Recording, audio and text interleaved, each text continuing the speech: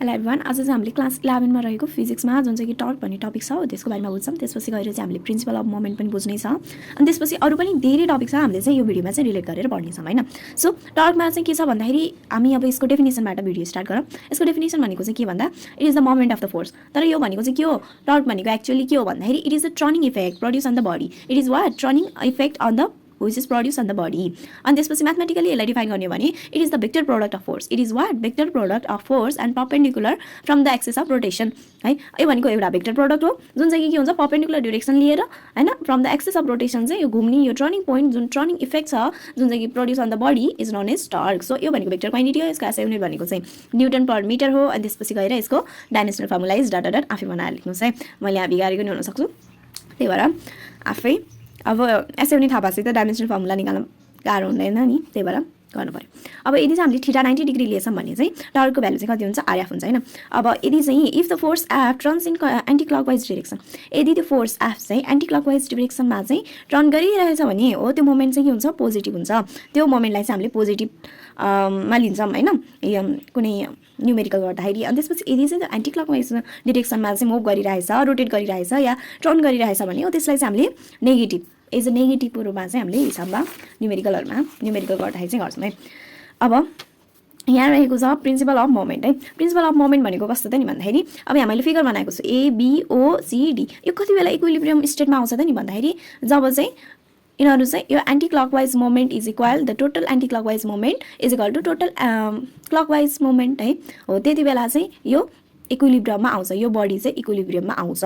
हो त्यहीलाई नै हामीले के भन्छौँ भन्दा प्रिन्सिपल अफ मोमेन्ट भन्छौँ। सो स्टेटमेन्ट के लेख्नु पर्यो भन्दाखेरि it states that if a body is in equilibrium position under the action of number of forces है at different point then the total clockwise moment is equal to the total anti-clockwise moment. हो यही नै हो statement principal of मोमेन्टको। अनि त्यसपछि for equilibrium total and clockwise moment is equal to total anticlockwise moment and here I wrote here like OD multiply F4 plus OC। अब हामीले OC multiply F3 हैन। अनि त्यसपछि गएर चाहिँ एन्टी क्लकवाइज मोमेन्टमा चाहिँ के छ OA multiply F1 plus OV multiply F2। अनि त्यसपछि हामीले यताउति ल्याएर मिलाएको मात्र हो है, अरू केही गरेछ हैन।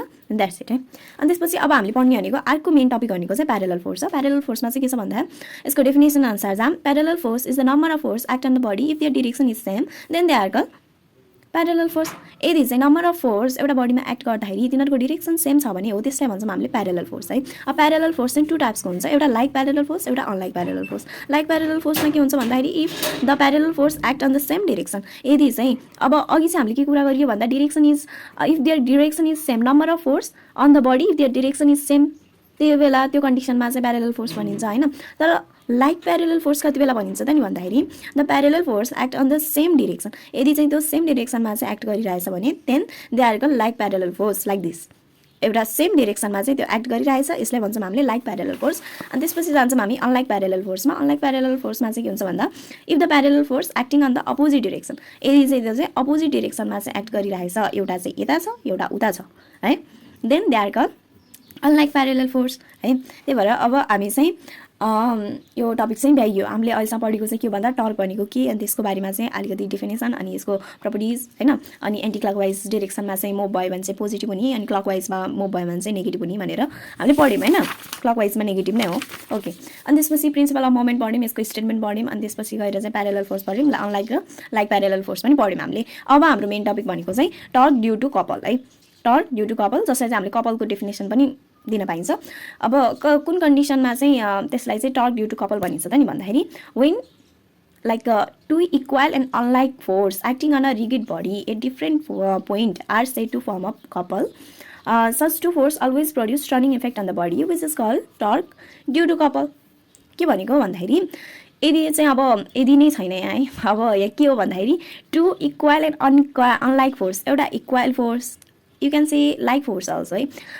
लाइक एन्ड अनलाइक फोर्स चाहिँ एउटा रिगिड बडीमा चाहिँ डिफ्रेन्ट पोइन्टमा चाहिँ एप्लाइड भएछ भने तिनीहरू चाहिँ के भनेर फर्म भएको हुन्छ भन्दाखेरि हामीले चाहिँ कपल टर्म दिन्छौँ। किनभने यसरी यता अनलाइक टर्म यता चाहिँ लाइक टर्म अनि के गर्छ यसले यसरी घुमाउँछ नि त हो, त्यो घुमाउने जुन टर्निङ पोइन्ट छ नि हो त्यसलाई नै हामीले couple turning effect due to couple या टर्क ड्यू टु कपल भनेर चाहिँ नाम दिएको हो क्या। So such two force always produce turning of effect है हो ती दुईटा फोर्सेसहरूले चाहिँ जहिले पनि के गर्छ भन्दाखेरि चाहिँ टर्निङ इफेक्ट प्रड्युस गर्छ on the body which is called torque due to couple है त्यही नै हो so the product of perpendicular distance between the forces and either of one forces is also called torque due to couple अब यो चाहिँ यो बुझाउनको लागि कन्सेप्टको लागि भयो है यो चाहिँ पर्फेक्ट डेफिनेसन हो के भन्दाखेरि it is a product of perpendicular distance between the forces and either of one force and either of one force is also called torque due to couple अब just like your example can be taken is turning a ट्यापलाई चाहिँ यसरी turn गर्दा चाहिँ हामीले दुईटै हातले यसरी रोटेट गराएर पर्पेन्डिकुलर डिस्टेन्समा between the forces and either one force is also हो त्यसलाई नै के भन्छ टर्क ड्यू टु कपल अनि टर्निङ अ ट्याप हुने भयो ओपनिङ अ लिड अफ बोतल हुने भयो अनि टर्निङ अ स्क्रु ड्राइभर हुने भयो अनि त्यसपछि गएर turning compass needle in magnetic field एटेक्स्ट्रा है अब हामीले पढ्ने भनेको सेन्टर अफ ग्राभिटी हो सेन्टर अफ ग्राभिटीमा के छ त नि भन्दाखेरि मैले चाहिँ यहाँ फिगर पनि त्यति राम्रो भनेर चाहिँ क्या छोडिदिउँ है के छ भन्दा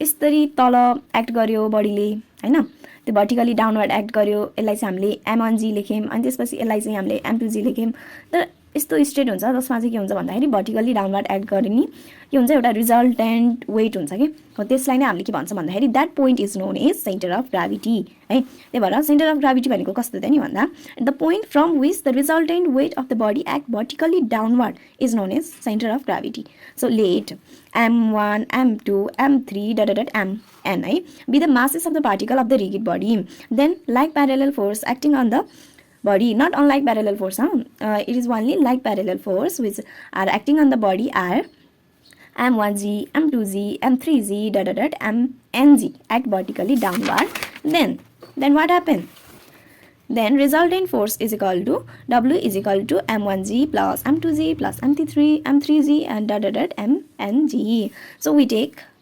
gravity G is common and we get W is equal to Mg यहाँ चाहिँ अब सेन्टर अफ मास भन्ने एउटा न्यू टपिक आयो अब सेन्टर अफ मास भनेको चाहिँ कसरी डिफाइन गर्न सकिन्छ भन्दाखेरि ठ्याक्कै यो सेन्टरमा लाई गर्ने अब जस्तै as example you can say queen bee हैन क्विन बीमा चाहिँ सबै बीहरूले चाहिँ घेरेको हुन्छ नि त्यो सेन्टर अफ मास कुन हुनुभयो त नि भन्दा त्यो क्विन बी हुनुभयो कि है जसरी नै अब एउटा कुनै हाम्रो मसअप हैन त्यस्तोमा चाहिँ अब एक्टर एक्ट्रेसहरू आउनुहुन्छ हैन अनि त्यसमा चाहिँ अब अटोग्राफ लिने के लिने भनेर जसरी फ्यानहरू चाहिँ त्यो आकर्षकको बिन्दु भन्छ नि जुन हो त्यसलाई नै अब सेन्टर अफ मास भन्छ कि centre of mass of a rigid body is defined as the point at which the whole mass of the body are supposed to be concentrated. Whole mass are supposed to be concentrated. सबै मासहरू चाहिँ suppose छ concentrated छ त्यहाँ गएर चाहिँ यसरी अब सबै होल मास चाहिँ त्यहाँ एट्र्याक्टेड छ भन्नु खोजेको है अब if force is applied at the centre of the mass then it produce linear acceleration अब एउटा टर्म चाहिँ हामीले एकदम बुझ्नै पर्ने टर्म हो त्यो भनेको चाहिँ के हो भन्दाखेरि सेन्टर अफ मासको टर्ममा चाहिँ के छ भन्दा यदि चाहिँ त्यहाँ फोर्स अप्लाइड छ भने सेन्टर अफ द मासमा चाहिँ फोर्स अप्लाइड भएको कन्डिसनमा चाहिँ त्यसले चाहिँ के प्रड्युस गर्छ भन्दा यसले यसरी धकाल्दा कि यसरी दुईटा पेनले चाहिँ अब दुईटा पेनले यसरी धकाल्दा चाहिँ के गर्छ लिनियर एक्सेलरेसन प्रड्युस गरेको हुन्छ क्या त्यही भएर इन्ट्रेस्टिङ फ्याक्ट भनेको चाहिँ अब सरले चाहिँ के भन्नु थियो भन्दा आफैमा यो लिनियर सेन्टर अफ मास आफैमा नहुन पनि सक्छ भनेर भन्नु थियो यो चाहिँ खोजेर आउने हजुरहरूको लागि काम है त let us take a rigid body having an number of particle having mass M1, M2, M3, Mn है अनि त्यसपछि चाहिँ हामीले यो ग्राफको फर्ममा बनाउँछौँ अनि त्यस पछाडि चाहिँ x1 र y1 and x2 y2 अनि xn yn be the position of the particle in the body x and y be the position of the center of the mass भयो भने चाहिँ के हुन्छ भन्दा then x is equal to this one and y is equal to this and finally हामीले चाहिँ x लाई चाहिँ के भन्न पायौं भन्दा summation n अनि I is equal to 1 mi xi or we can say is n summation I is equal to 1m only है अनि लास्टमा गएर चाहिँ के हुने भयो x को भ्यालु चाहिँ यो हुने भयो अनि y को भ्यालु चाहिँ के हुने भयो भन्दाखेरि y को value summation n and I is equal to 1 m1 y1 sorry mi and yi which is we also can write is summation m अनि लास्टमा गएर चाहिँ यो हुने भयो अब हामीले चाहिँ के पोइन्ट आउट अब के नोट चाहिँ अब हामीले पोइन्ट आउट गर्नु पर्यो भन्दा for two particle m1 is directly proportional to m2 only when x is equal to what? X is equal to m1 x1 plus m2 x2 divided by m1 plus m2 अनि यदि चाहिँ y is equal to m1 y1 plus m2 y2 m1 plus m2 हो त्यो भएको कन्डिसनमा चाहिँ के हुन्छ भन्दाखेरि m1 is directly proportional only in that condition okay so यो जुन centre of mass centre of gravity of the system lies nearer to the layer 1 मा चाहिँ लाई गरेको हुन्छ अनि त्यो कन्डिसनमा चाहिँ के हुन्छ भन्दाखेरि हाम्रो x1 को भ्यालु चाहिँ ठ्याक्क त्यो उल्टो गराइदिने है m2x2 divide by m1 and x2 is equal to m1x1 divide by है m2 है। अब त्यसपछि हामीले सेन्टर अफ मासको कुरा नि गरियो, तर हामी चाहिँ अब इक्विलिब्रियममा जान्छौँ। इक्विलिब्रियम भनेको कस्तो त नि भन्दाखेरि it is a body is said to be in equilibrium okay if it's satisfy the following. If it satisfy the following, number 1 is vector sum of force acting on the body is 0, and number 2 is net torque acting on the body is 0. Net torque acting on the body is 0. So these are the states of equilibrium. Now following are the state of equilibrium. On equilibrium को चाहिँ स्टेटहरु चाहिँ के छ भन्दाखेरि चाहिँ stable equilibrium, unstable equilibrium and neutral equilibrium. अब stable equilibrium भनेको कस्तो त नि भन्दाखेरि स्टेबल इक्विलिब्रियम भन्ने बित्तिकै when a body like if it returns to its original part, यदि चाहिँ त्यो बडी त्यति बेला चाहिँ स्टेट इक्विलिब्रियम भनिन्छ जति बेला चाहिँ त्यो चाहिँ रिटर्न गरेर चाहिँ आफ्नै ओरिजिनल पोजिसनमा आयो भने हो त्यसलाई नै हामीले स्टेबल इक्विलिब्रियम भनिन्छ। Only in that condition after it has been displace भइसकेपछि चाहिँ फेरि पनि त्यही पोजिसनमा चाहिँ आयो भने हो त्यसलाई भन्छौँ हामीले स्टेबल इक्विलिब्रियम। अनि त्यसपछि गएर the centre of gravity is in higher position during डिस्प्लेसमेन्टको बेलामा चाहिँ यो सेन्टर अफ ग्राभिटी चाहिँ हायर पोजिसनमा हुन्छ भनेर एउटा पोइन्ट आउट चाहिँ एकदम इम्पोर्टेन्ट छ इन्ट्रान्सको लागि पनि या हाम्रो एमसिक्यूको लागि पनि। यस्तो यस्तो पोइन्टहरू चाहिँ नोट डाउन गरिराख्नुपर्छ। अनि नम्बर 2 मा छ अनस्टेबल इक्विलिब्रियम। अनस्टेबल इक्विलिब्रियम भनेको कस्तो भन्दाखेरि the body is said to be in unstable equilibrium if it does not return to its original position after it has been displace. ठ्याक्क उल्टो कि ठ्याक्क अपोजिट। यो चाहिँ स्टेबल इक्विलिब्रियम चाहिँ के गर्छ भन्दाखेरि चाहिँ ओन्ली स्टेबल इक्विलिब्रियम त्यति बेला भनिन्छ जब चाहिँ त्यो चाहिँ ओरिजिनल पोजिसन एटेन्ड गर्छ हैन। अब अनस्टेबल इक्विलिब्रियम कति बेला चाहिँ भनिन्छ त नि भन्दाखेरि जब चाहिँ त्यसले चाहिँ आफ्नो ओरिजिनल फर्ममा आउँदैन, ओरिजिनल पोजिसनमा चाहिँ रिटर्न गर्दैन after it has been displace है। डिस्प्लेस भएपछि पनि हो त्यसलाई नै भनिन्छ हामीले अनस्टेबल इक्विलिब्रियम। अनि the body does not remain in displace position, centre of gravity of the body lies in lower position. यो चाहिँ लोअर पोजिसनमा चाहिँ लाइ गर्छ देन बिफोर, अझै लोअर पोजिसनमा चाहिँ लाइ गरेको हुन्छ। अनि त्यसपछि गएर चाहिँ हामीले हाम्रो एउटा अब यो भिडियोको चाहिँ एकदम लास्ट टपिक हो जुन चाहिँ छ न्यूट्रल इक्विलिब्रियम। अब यो पनि टाइप्स अफ के हो, it is also the state of equilibrium. So a body is said to be in neutral equilibrium if it always stay in the displaced position after it has been displaced. Body चाहिँ त्यति बेला चाहिँ neutral equilibrium भन्न पाउँछौँ हामीले जब चाहिँ के भन्नु पर्यो, जब चाहिँ त्यो के हुनु पर्यो, त्यो बडी आफ्नो it always stayed in the displaced position after it has been displaced. After it has been displaced त्यो चाहिँ अब आफ्नै के भन्छ डिस्प्लेस पोजिसनमा चाहिँ स्टे आउट गरिरहेछ भने हो त्यसलाई भन्छौँ हामीले neutral equilibrium. So height of centre of gravity of the body does not change then before. यसको हाइट चाहिँ चेन्ज हुँदैन बिफोर पहिलाको भन्दा चाहिँ सेन्टर अफ ग्राभिटीको हाइट चाहिँ के हुन्छ, चेन्ज हुँदैन हो। यो पोइन्ट चाहिँ नोट आउट गर्नु पर्यो। सो हामीले चाहिँ आज के पढ्यो भन्दाखेरि चाहिँ हामी चाहिँ टर्कबाट सुरु भएर टर्कबाट चाहिँ हामी सुरु भएर चाहिँ यसको चाहिँ अब एन्टी क्लकवाइज र अनि क्लकवाइजमा के हुन्छ, त्यसपछि गएर चाहिँ प्रिन्सिपल अफ मोमेन्ट भनेको कस्तो, यसले के स्टेटमेन्ट दिइरहेछ, यसको प्यारेलल फोर्स, अनि प्यारेलल फोर्समा चाहिँ like parallel force, unlike parallel force, अनि टर्क ड्यू टु कपल, अनि त्यसपछि गएर चाहिँ सेन्टर अफ ग्राभिटी, अनि त्यस पछाडि सेन्टर अफ मास है।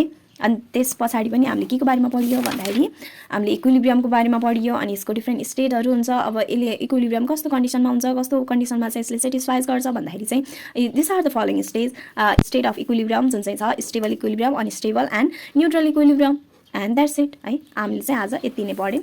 सो यहाँसम्म चाहिँ हेर्नु भएको छ, पढ्नु भएको छ भने चाहिँ thank you for watching this video.